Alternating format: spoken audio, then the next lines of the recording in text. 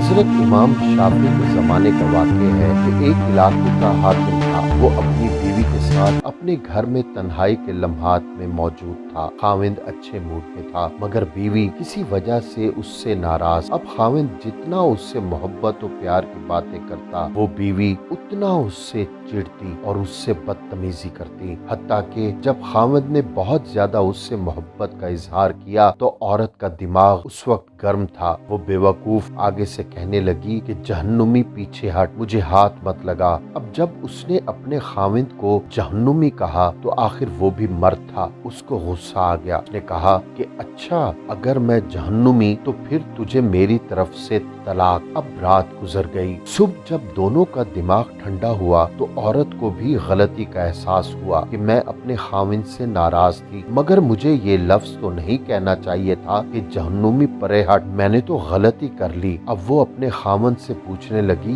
कि जी क्या मुझे तलाक हो गई? खाविंद ने कहा पता नहीं, ये तो मैंने शर्तिया बात की थी कि अगर मैं जहन्नुमी हूँ तो तुझे मेरी तरफ से तलाक, लिहाजा मुझे उलमा से पूछना पड़ेगा। खाविंद ने उलमा को बुलाया। उलमा कहने लगे इसका जवाब हम तो नहीं दे सकते, इसलिए कि कौन गारंटी दे कि आप जहन्नुमी नहीं हैं? कौन फैसला कर सकता है? ये तो क़यामत के दिन अल्लाह ताला फैसला करेंगे। लिहाजा ये बात ज़बान ज़दे आम हो गई। सैकड़ों उलमा से राब्ता किया गया मगर कोई आलिम, कोई मुफ्ती उसका जवाब नहीं दे पा रहा था। बादशाह परेशान था। वो भी अपनी इतनी खूबसूरत बीवी को तलाक नहीं देना चाहता था। बीवी भी अब तलाक नहीं लेना चाहती थी। चुनाचे इमाम शाफी को किसी ने बताया कि जी फलां इलाके में ये वाकया पेश आया है। इमाम शाफी ने फरमाया मुझे वहाँ ले चलो, मैं इस सवाल का जवाब दे सकता हूँ। चुनाचे इमाम शाफी आए और उन्होंने हाकिम से पूछा कि क्या वाकया पेश आया। उसने बताया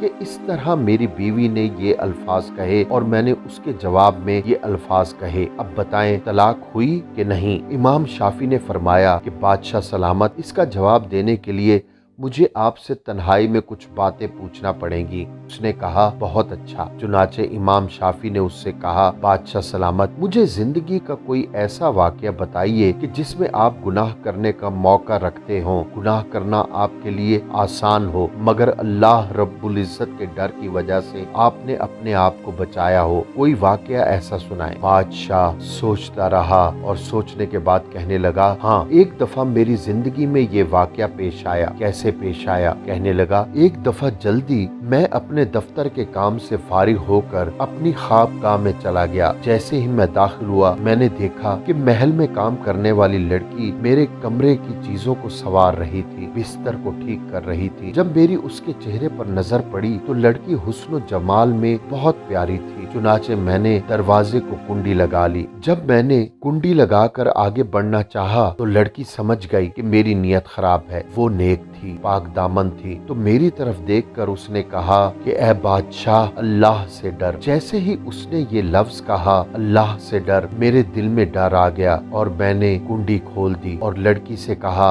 चली जाओ। हालांकि अगर मैं चाहता तो लड़की से अपनी ख्वाहिश पूरी कर लेता, मुझे किसी ने पूछना ही नहीं था। मगर उस नेक बच्ची के ये अल्फाज मेरे दिल पर बिजली बनकर गिरे और मुझे अल्लाह का खौफ आ गया और मैंने गुनाह के उस मौके से बचने के लिए उस लड़की को वापस भेज दिया। और ये एक ऐसा गुनाह है जो मैं कर सकता था मगर अल्लाह के खौफ की वजह से मैंने नहीं किया। जब उसने ये वाकया सुनाया इमाम शाफी ने उससे कह दिया कि आपकी बीवी को तलाक वाक़ नहीं हुई, इसलिए आप जहन्नुमी नहीं बल्कि जन्नती हैं। जब उन्होंने ये फतवा दिया सारे उलमा उनसे बहस करने लग गए। आप कैसे कह सकते हैं? आप कैसे जन्नत का टिकट दे सकते हैं? क्या परमिट आपके हाथ में है कि आप कहें कि ये जन्नती है या जहन्नुमी? इमाम शाफी ने फरमाया ये फतवा मैंने अपनी तरफ से नहीं दिया बल्कि ये फतवा अल्लाह ताला ने कुरान मजीद में खुद अता फरमाया है। जी कुरान मजीद में कैसे? उन्होंने कहा कि कुरान मजीद की आयत है कि और जो शख्स अपने रब के सामने खड़ा होने से डरा और उसने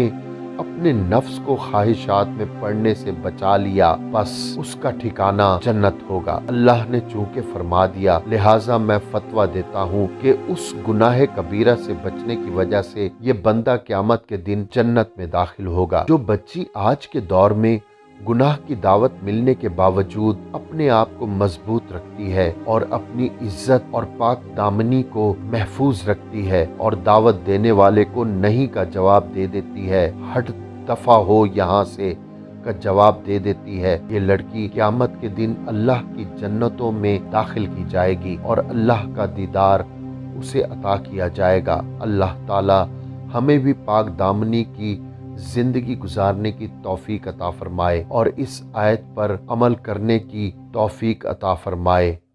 आमीन सुम्मा आमीन। नामवर अदाकारा ज़ेबा बख्तियार की पहली शादी सलमान वीलानी नामी शख्स से हुई थी, जो ज्यादा देर तक ना चल सकी और तलाक हो गई। उसके बाद ज़ेबा ने दूसरी शादी कोयटा के एक गुमनाम शख्स से की, जिससे ज़ेबा की एक बेटी पैदा हुई, जिसका नाम बॉबी रखा गया और बॉबी को ज़ेबा की बहन ने गोद ले लिया। नामालूम शख्स से तलाक के बाद ज़ेबा बख्तियार ने तीसरी शादी जावेद जाफरी से की, जो ज्यादा देर तक ना चल सकी और नामालूम वजूहात की बिना पर तलाक हो गई। लेकिन ज़ेबा उस शादी से मुतालिक हकाइक को तस्लीम नहीं कर रही है। दूसरी तरफ जावेद जाफरी ने शादी का सर्टिफिकेट निकाहनामा भारतीय मीडिया के सामने पेश कर दिया, जो एक भारतीय अदालत ने जारी किया था। जावेद जाफरी से अलहदगी के बाद ज़ेबा ने अदनान समी से शादी कर ली, लेकिन 1997 में ये शादी भी खत्म हो गई। अदनान से एक बेटा अजान समी पैदा हुआ। बाज़ ज़राए ये भी कहते हैं कि अदनान समी से अलहदगी के बाद ज़ेबा ने सुहेल लगारी नामी शख्स से भी शादी की थी। ऐसी खातून की अज़दवाजी जिंदगी को देखते हुए अदनान से शिकवा नहीं किया जा सकता कि अदनान के ज़ेबा जैसी खूबसूरत लड़की को छोड़कर गैर मुल्की लड़की से शादी क्यों की। ये अलग बात है कि वो गैर मुल्की बीवी अदनान को ये कहकर छोड़कर जा चुकी है, जो शख्स अपने मुल्क को छोड़ सकता है वो अपनी बीवी को भी किसी वक्त छोड़कर जा सकता है। नवाज शरीफ और शहबाज शरीफ के पहले और दूसरे दौरे हुकूमत में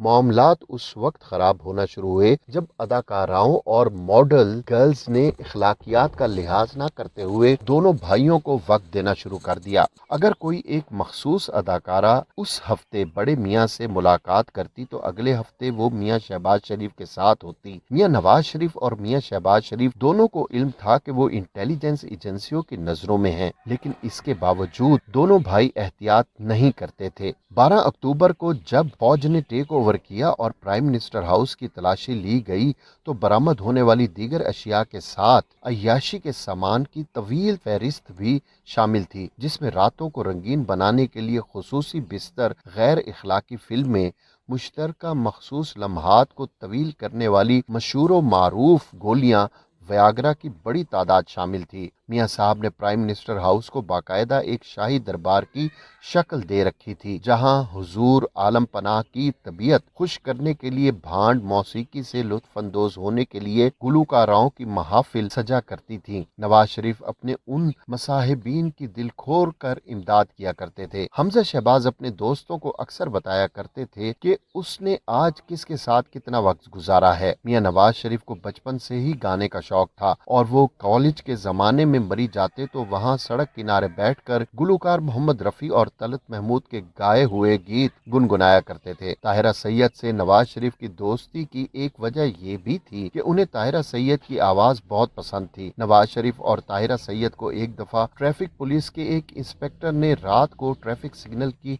खिलाफ वर्जी करते हुए रोक लिया था। ये ट्रैफिक इंस्पेक्टर ताहिरा सैयद को नवाज शरीफ के साथ देखकर पहले तो हैरान हुआ और फिर इंस्पेक्टर ने उन्हें और दोनों ने उस इंस्पेक्टर को छोड़ दिया। इसी तरह एक रात जब मियाँ शहबाज शरीफ ने ज़ेबा बख्तियार को उनके घर से पिक किया और मोटरवे की जानिब चल पड़े तो उनकी हिफाजत के लिए मामूर मिलिट्री इंटेलिजेंस के मेजर ने उन्हें रास्ते में रोका कि सर आप हिट लिस्ट पर हैं, इसलिए सिक्योरिटी के बगैर सड़कों पर घूमने का खतरा मोल ना लें। इसी तरह शहबाज शरीफ के और भी बहुत से किस्से मशहूर हुए, जिनमें एक पुलिस अफसर की बेगम से शादी करना था जिसने छोटे मियाँ की खातिर अपने खामिंद पुलिस अफसर से तलाक ले ली थी। दोनों भाई काफी रंगीन मिजाज रह चुके हैं।